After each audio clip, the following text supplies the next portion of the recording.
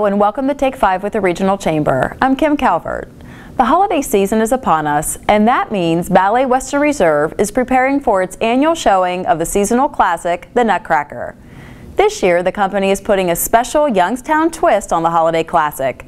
Leslie Casano tells us what we can expect. Ballet Western Reserve has been in the Valley for 5 decades, and in that time they've performed countless Nutcrackers. They've done some of them on their own. They also used to be a part of a great Russian Nutcracker, which was the Moscow Ballet came in, and they were part of that. But artistic director Stash Kimyech says he wanted to do something different, something distinctly Youngstown. It's set in Youngstown, and that's why it's called a Youngstown Nutcracker, after the Civil War. And what I included in it were historical characters. So we have Jacob Stambaugh, George Wick, David Todd. And in addition to that, they speak in the very beginning to tell a little bit about themselves. And it doesn't end there. Stash said the idea just kept growing.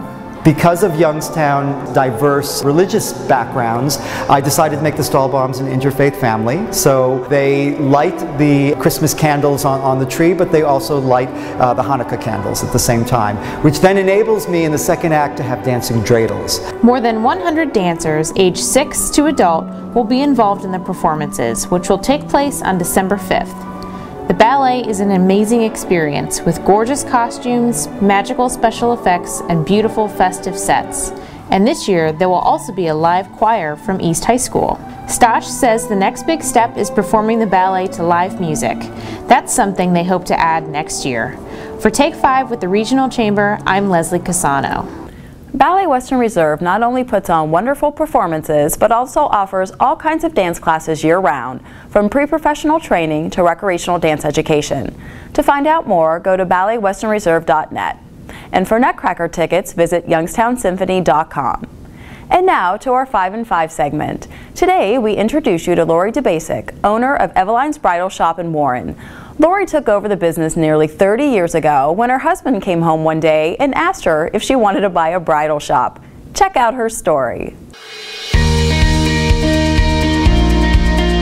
Well, I'm married to a dry cleaner, and he actually dry cleaned all the wedding gowns when Eveline owned it herself, and they were in a position to sell the company, and they approached him.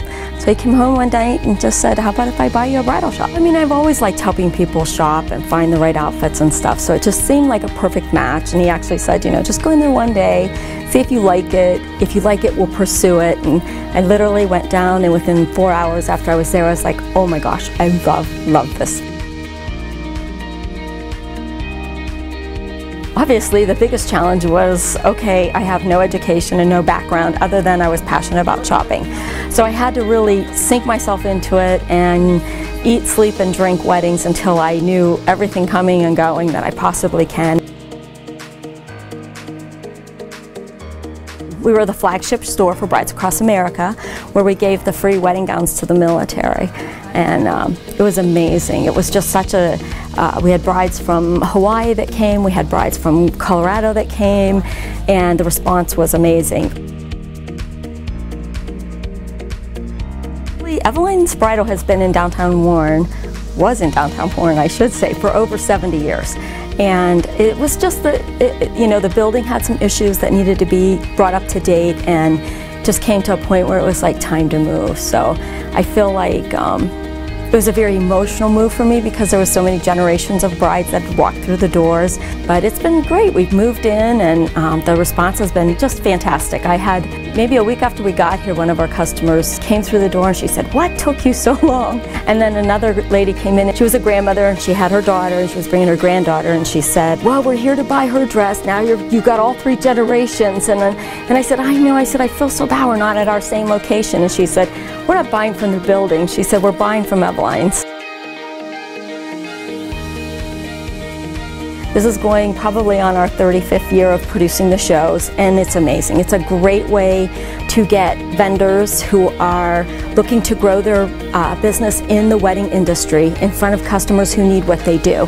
And a lot of times you put an ad in the paper, you put an email out, there's so many different ways to market people, but this is actually a way where you can be face-to-face with somebody. It makes a huge difference. It's clear Lori loves what she does and is passionate about helping brides in the Valley. And the store and the dresses are simply amazing. They'll make you want to get married or get married all over again.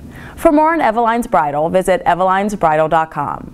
We hope you enjoyed this edition of Take 5, and we'll see you again next week when we visit the Eastwood Mall to talk about how to shop Black Friday.